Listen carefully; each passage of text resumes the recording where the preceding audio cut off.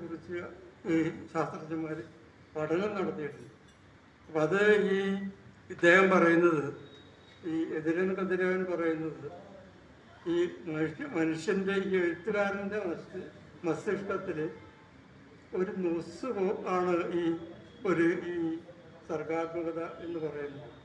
അവന് ആ എഴുതുന്ന സമയത്തുണ്ടാകുന്ന ഒരു നൊസ് പറഞ്ഞ ഭ്രാന്തല്ല, വേറൊരു രീതിയിലുള്ള ആ മനസ്സിൻ്റെ ഒരു പ്രത്യേകമായിട്ടുള്ള ഒരു രൂപാന്തരം ആ എഴുതുന്ന സമയത്ത് ആ കഥാപാത്രങ്ങളിൽ കൂടി ഈ എഴുത്തുകാരന് ഉണ്ടാകുന്നു. അപ്പോൾ അത് തൻ്റെ സ്വയം സൃഷ്ടിയായിട്ട് അതിനെ അവൻ കാണുന്നു. അപ്പോൾ അതുകൊണ്ട് ആ എഴുത്തുകാരൻ മിക്കവാറും നല്ല പ്രതിഭാധനരായിട്ടുള്ള എല്ലാ എഴുത്തുകാർക്കും ആ എഴുത്തിൻ്റെ സമയത്ത് ഏകാന്തതയിൽ ഇരിക്കാനും ഈ നൊസ് അനുഭവപ്പെടാനും സാധ്യത ഉണ്ട് എന്ന് പറഞ്ഞാൽ ഈ എഴുത്തിൻ്റെ കാലം കഴിഞ്ഞാൽ അത് മാറിയില്ല, ഭ്രാന്തിൻ്റെ മാതിരി അത് നിലനിൽക്കില്ല. അപ്പോൾ അങ്ങനെ അതിനൊരു ഉദാഹരണമായിട്ട് പറഞ്ഞത് മാതൃഭൂമിയുടെ ഇപ്പോഴത്തെ ആഴ്ചപ്പതിപ്പിൻ്റെ എഡിറ്റിംഗ് സുഭാഷ് ചന്ദ്രൻ അദ്ദേഹത്തിൻ്റെ ഒരു നോവലുണ്ട്, മനുഷ്യന് ഒരു ആമുഖം എന്നുള്ള നോവൽ.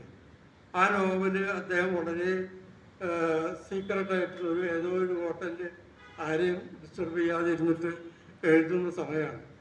അപ്പോൾ ആ നോവലിലെ മുഖ്യ കഥാപാത്രം ഒരു നാറാപ്പിള്ളിയാണ്. ആ നാറാപ്പിള്ളിക്ക് കലശലായിട്ടുള്ള അസുഖം ജീവിതത്തിൻ്റെ അവസാനത്തിൽ വന്നു വിടരുത്. അങ്ങനെ ഒരു ത്യാഗിയായ ദ്രോഹിയാണ്. ത്യാഗിയായ ദ്രോഹി കേശവദേവൻ്റെ ഒരു നോവലാണ്. അപ്പോൾ അദ്ദേഹത്തിന് ആ അസുഖം വന്നു പെട്ടപ്പോൾ ഇദ്ദേഹത്തിൻ്റെ സൃഷ്ടിയാണല്ലോ നാറാപ്പിള്ള. അത് സുഖം എങ്ങനെ അസുഖം ഭേദമാകാത്ത അസുഖമാണ്. ഇദ്ദേഹത്തിന് എന്ത് ചെയ്യണമെന്നറിയാതെ അവിടെ നിന്ന് ഡോക്ടർക്ക് ഫോൺ ചെയ്തു, മരുന്ന് കുറിപ്പ് ചോദിച്ചു ഡോക്ടറോട് എന്നൊക്കെ പറയുന്നുണ്ട്. അത് എത്രത്തോളം പറയുന്നത് പറഞ്ഞാൽ ഞാനൊരു ലേഖനത്തിൽ വായിച്ചതാണ്.